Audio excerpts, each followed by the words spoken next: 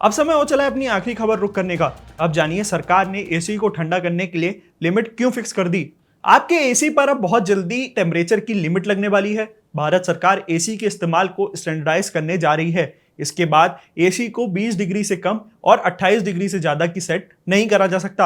आसान भाषा में समझिए तो आपका एसी चिल्ड या कूल नहीं कर पाएगा। केंद्र सरकार के मंत्री मनोहर लाल खट्टर ने मंगलवार को यह जानकारी दी। नया नियम घरों में लगने वाले एसी, दुकानों में लगने वाले एसी और गाड़ियों में लगने वाली एसीओ पर लागू होगा। घर, ऑफिस और गाड़ी में 20 डिग्री से कम पर एसी नहीं चला पाएंगे।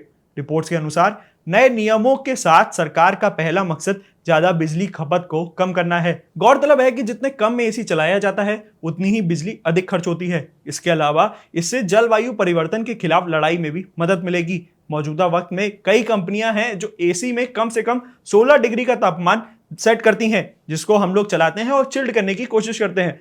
बहुत से लोगों की आदत होती है कि वह 16 या 18 डिग्री पर ही एसी चलाएं और कंबल वगैरह ओढ़ के सो जाएं। इससे बेफिजूली कूलिंग होती है और बिजली का बिल भी बढ़ता जाता है। पर्यावरण के लिहाज से भी ये काफी ज्यादा सही नहीं माना जाता। नया नियम लागू होने के बाद एयर कंडीशनर कंपनी इसे अपने नए एसी पे लागू करेंगी। यानी आने वाले वक्त में जो मार्केट में एसी मिलेंगे उनमें मिनिमम टेम्परेचर 20 डिग्री का होगा, जिसमें कूलिंग आपको 20 डिग्री से 28 डिग्री तक की कर सकते हैं। BII यानी ब्यूरो ऑफ एनर्जी एफिशिएंसी के अनुसार एसी की default temperature setting 24 degree Celsius होनी चाहिए। एक्सपर्ट्स का मानना है कि गर्मी कितनी अधिक हो, 23 से 25 डिग्री के बीच ही एसी को चलाना बेहतर होता है। सरकार अपने फैसले पर आगे बढ़ती है तो मार्केट में आने वाली एसी की जो डिग्री होगी वो 20 डिग्री के नीचे नहीं जाएगी। आप होटल में जाएंगे तो वहां पे भी आपको एसी मिनिमम 20 डिग्री तक ही आप चला सकते हैं। सरकार का कहना है कि दुनिया के कई देश हैं जैसे कि जापान, इटली ऐसे नियम पे चलते हैं। अब भारत में भी इसकी तैयारी पूरी जोरों शोरों से करी जा रही है। तमाम ऐसी न्यूज की वीडियोस के लिए बने रहिए हमारे साथ, देखते रहिए इंडिया.com। कैमरे के पीछे थे हमारे साथी अनंता।